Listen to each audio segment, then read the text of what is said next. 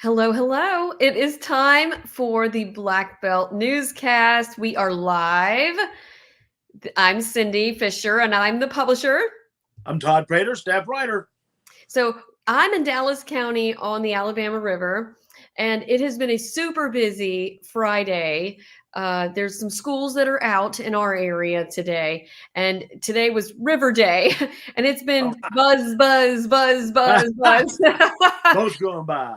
So and it also is beautiful. So we're enjoying the spring, and the Black Belt is no better time, no better place. Got the windows open and fresh air coming in all over the house. Yeah, and some bugs too, right? A few bugs, yeah. Yeah, a few bugs. All right, let's. So we have so much going on. I laugh and call this week's edition the Demopolis edition. Yeah. Stuff over in Demopolis. We do have quite a few stories out of Demopolis this week. I've been there almost every day this week, so we've just got a lot going on in Marengo County. Yeah. But we're going to start with our top story out of Dallas County in the Selma Sun print edition this week was about crackdown on illegal dumping in Dallas County. It's pretty bad, isn't it, Todd? It's very bad. There are so many sites like this one right here. This is actually on County Road 306. It's a creek that feeds into the Alabama River eventually, and that's John Creel. He is our county environmental officer. That's another dump that's up on 414, County Road 414. That one is so deep in those gullies, it looks like there's no deep gullies, but if you step out on that garbage, John said he did that and started sinking. That's some of the pristine woods behind that illegal dump. Now, John says that he and his two crews have started going around finding these dumps. There's so much of them that are full of real, actual hazardous waste that ADEM, Alabama Department of Environmental Management, has to come in and clean them up because they have the proper equipment and hazmat suits and whatnot to safely clean them up, which costs taxpayers a lot of money. But John says John Creel says he and his crew are giving out tickets. They are extremely adamant about making sure. Oh, that truck, I was on a ride along with John. That truck doesn't have the cover over the top like it's supposed to. Now, one of the things that John Creel said was he is trying to help these folks follow the law. So if there's an illegal dump or if he sees someone dumping trash, he can go through the trash and find out who dumped it. He'll knock on their door and say, hey, clean it up. If you clean it up, you're good. If you don't clean it up, then we have a problem. We got to go through the legal process. While we were riding, we saw that truck with the cover not over the top. So he called the person who owns the truck. We discovered who the company was. And the guy said, yeah, he just called me. He had a problem with the system that deploys that cover. So, and a piece of metal came out and almost we ran over it because we were behind that truck. But he said, in that case, that you know what the problem and you're going to fix it. I'm going to follow him in so that it doesn't fly out and hit somebody. And then y'all just get the truck fixed. He's not trying to get anyone in trouble. He wants to clean up the county and get everybody to clean it up himself. So if you see an illegal dump, you can call the county and they'll find it and clean it up. But he says right now there's so many of them, it's unreal. But they are cracking down. And I like from the story and what Creel was saying is that there's also education efforts to get to the kids to talk about no littering. They're about to bring in, and that was my next point, ADEM is about to come into the schoolroom and start teaching kids at an early age why it's wrong to dump and why it is, and that it is illegal and what they need to do to clean it up. And he says, this isn't an environmental thing as far as like climate change and all that group, that this is a common sense, keep your house clean and do common sense cleaning up. So he wants everybody just to say, just to not dump their own garbage. One problem, there's no mandatory garbage pickup in Dallas County. So we got to work towards that. And that'll kind of help the problem too. Yeah, tires and that's really tires and toilets. I mean, Yeah. Well, visit blackbeltnewsnetwork.com for more on this and other things. Of course, sign up for our daily newsletter. And when you go to blackbeltnewsnetwork.com, it'll ask you to get a chance. It is free. Sign up for our daily newsletter. It goes out at 3 o'clock every day, and it's got all the top headlines because we are posting all day. Very busy with all of our news. So that was disturbing. Let's go to Demopolis. We said we had a lot of Demopolis news. Right. The lock. I know that it busted in June or January. January, right. A big chunk of cement fell out of it, caused the upper chamber to leak into the lower chamber, which means that the lock was unusable. Now it's in Demopolis, but it affects the whole state because Commerce on the Black Warrior, and that actually is on the Tom Bigby. Commerce is at a dead standstill. Companies are losing millions of dollars a month because of that, but they are on track to have that open back up by the end of May. One of the things that slowed them down a little bit, there's some actual repairs going on in the lock itself. One of the things that slowed them down is some of the chunks of cement that fell were a lot larger than the equipment they had was able to pull out of the chamber. So they had to get, there's the spillway into the lock. They had to get some special equipment, heavy equipment from Mobile, I believe he said it was, and had to come up the river to remove that stuff. And once they got all that debris removed, now they actually have the forms in place. They started pouring cement this week, and hopefully it'll be ready to use by the end of May. And this is just going to be about a 10 to 15 year quick fix is what he called it. But that lock is going to be due for a complete emptying in 2027. They'll inspect it, double check, make sure everything's good. But it's not going to be much longer before they're going to have to replace the whole thing anyway. So he says this repair is not just a Band-Aid. It'll last for a while. But it's costing millions of dollars for companies. Yeah, it is. And one of the good things is so far they haven't found any major problems with the lock other than they don't even really know why it collapsed, but they're trying to figure all that out. And well, it's also 50 years old, 70 years old. 70 years old. Yeah, and it's 70 years old, and so are so many other locks. So my parents are 70 and they're breaking too. So yeah, exactly. They're not going to like that one. No, hopefully they won't see that. Yeah, they're in Paris. I don't think they saw that one. I won't tell. Oh my gosh. Yes. We have been covering the lock. You've been on the calls that they do for right. updates about the lock. So Demopolis people, if you want to know how it's going for the lock repair, blackbeltnewsnetwork.com. Yes. Okay. Let's return to Selma. Vaughan Smitherman. The museum has really been up to a lot lately. What is this exhibit that is opening? It's tonight, right? Well, actually, they opened it about a month ago. And it's a new exhibit of photographs that show the history of Selma through the years and industries, churches, homes, a bunch of stuff. But in one corner is the exhibit of the famous pictures, the famous, where'd the T come from? That James Spider Martin took back at during the Bloody Sunday March, March 7, 1965. And tonight, his daughters, his two daughters, who are Tracy and Michelle, who actually donated these pictures to the museum, are going to be there, and they're going to dedicate this particular part of that exhibit and kind of honor the girls and their father, and also honor the donors who helped make this and other exhibits in the museum possible.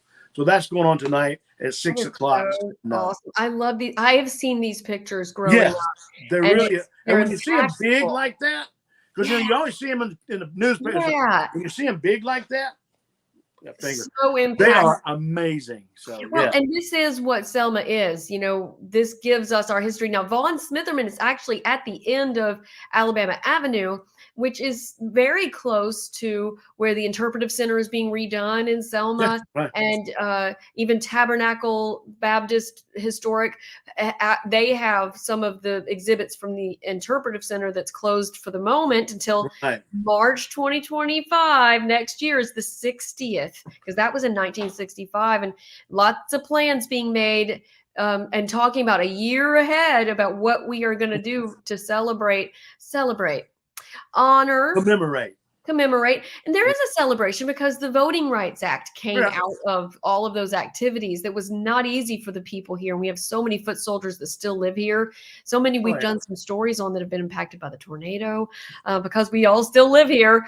So a wonderful exhibit. Glad to hear that they are having something to honor the photographer along with the others. So, okay, let's talk about animal shelters. Spring is a time when animals bloom, I guess you could say. So tell us what's going on. Well, right now the Selma Animal Shelter has about 80 some odd dogs.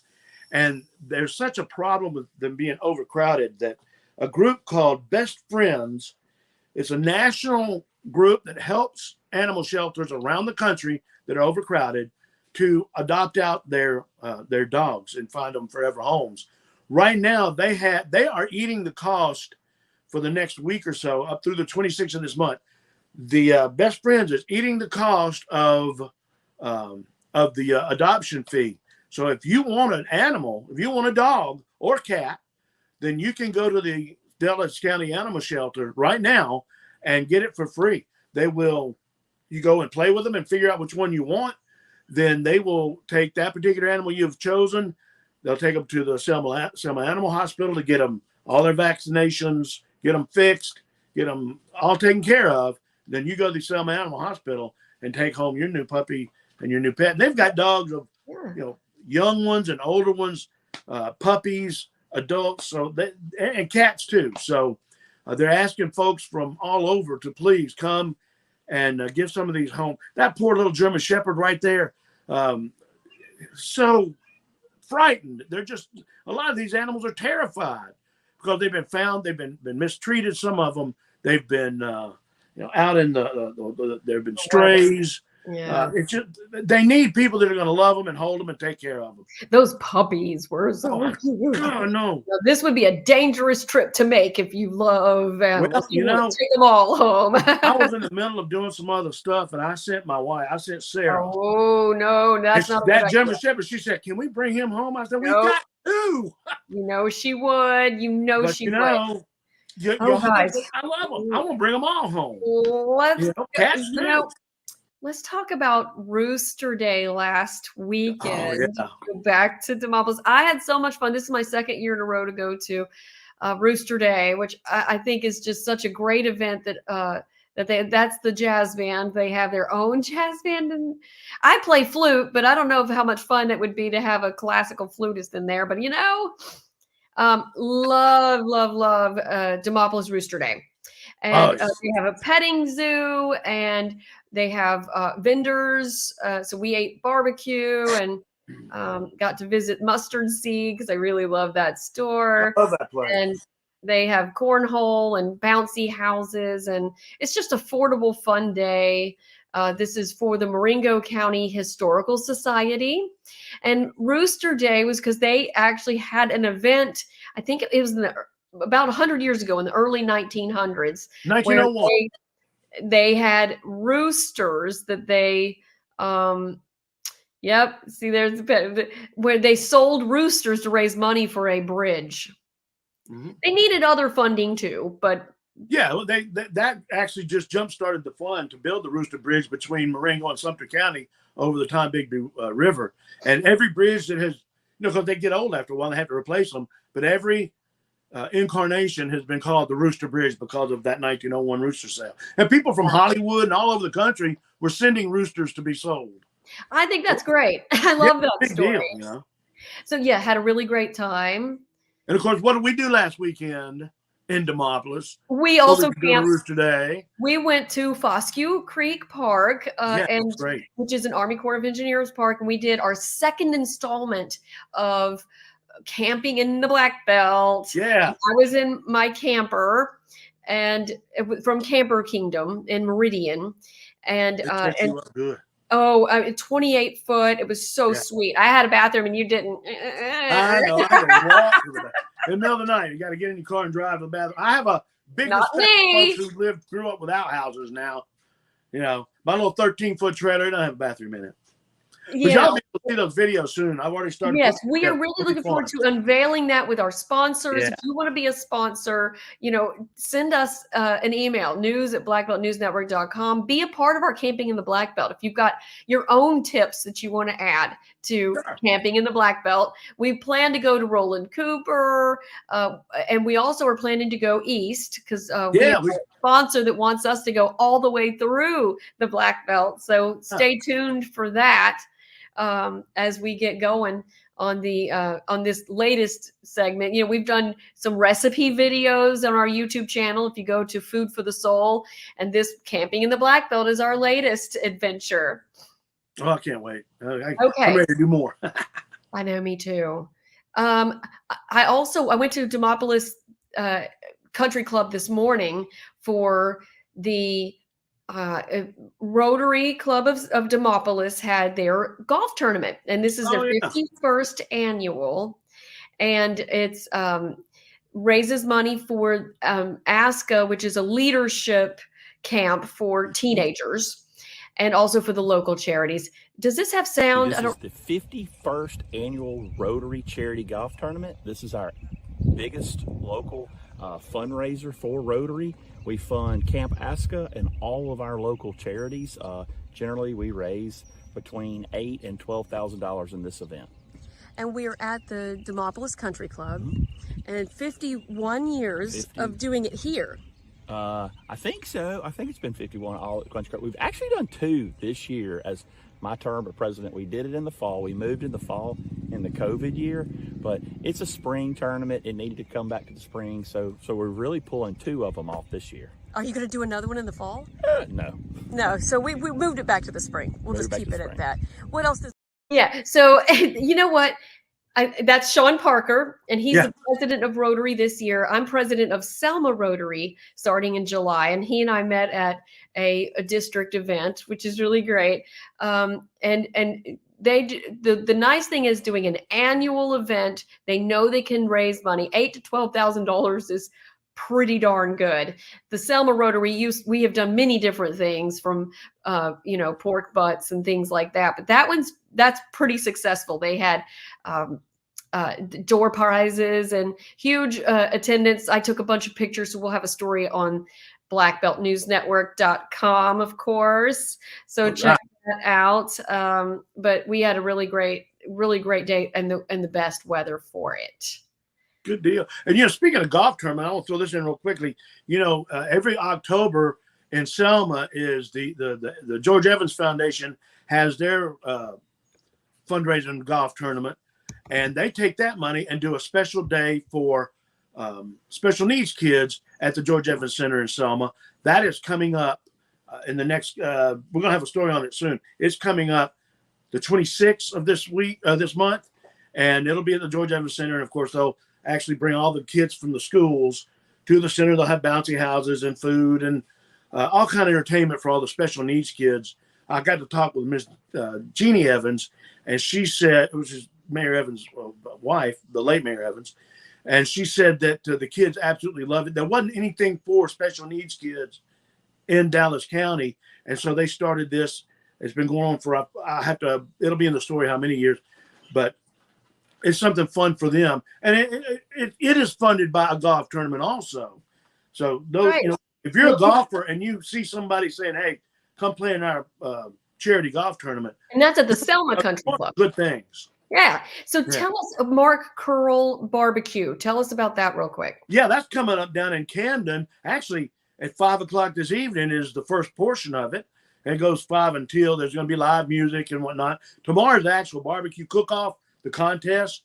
There's going to be a car show, more live entertainment, and the big Hog Wild art show that is done by Black Belt.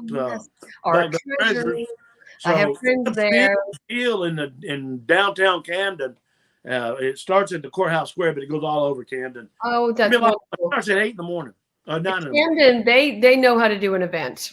They do it. Really I love enjoyed. That. Yeah, they do a good job. I did a tour of homes in March and had a blast, and the weather was awesome, just like it will be this weekend. We'll be there. I've got one last thing I want to talk about that I forgot to talk about last week. I kept saying there was one more story. I know there is. We have a national singer on the stage of The Voice coming out of Selma. This is Asher Haven. How about this guy? He has been through all the rounds. There he is, getting a banner at City Hall. These are all courtesy of Angela Benjamin, one of our correspondents. Took these awesome pictures, and he has been singing at lots of different events across the Black Belt in Selma, Dallas County, especially. So just getting this national stage is just a way to show the talent that we have here in the Black Belt. We are so blessed. And we hope that he does well. I know he made it through all a round and has one more round before the live performances. So tune into The Voice on NBC or Peacock. I believe that's what it is. It's on the sign on Broad Street at City Hall if you want to see it. I just was mad at myself for forgetting it last week, so I wanted to do that. Well, that's all you got it now. I'm proud of him, and it looks so good for Selma to show off all of our talent. We've got people that could probably do really well on there all the time throughout the Black Belt, but how hard is it to get noticed like that? So hard. Well, and that's something, it's the Black Belt and Alabama in general have a lot of talent. A lot of talent's come out of here, so we got more just pouring out and going and making us proud around the nation, around the world. And the only way that we are able to do this newscast is because of our sponsors. And so we have a big thank you to Miller Funeral Services. Randall Miller and his wife Betty are so good to us. I know. Let me get on this side. You get on that side. There you go. Hey, y'all. We're so silly.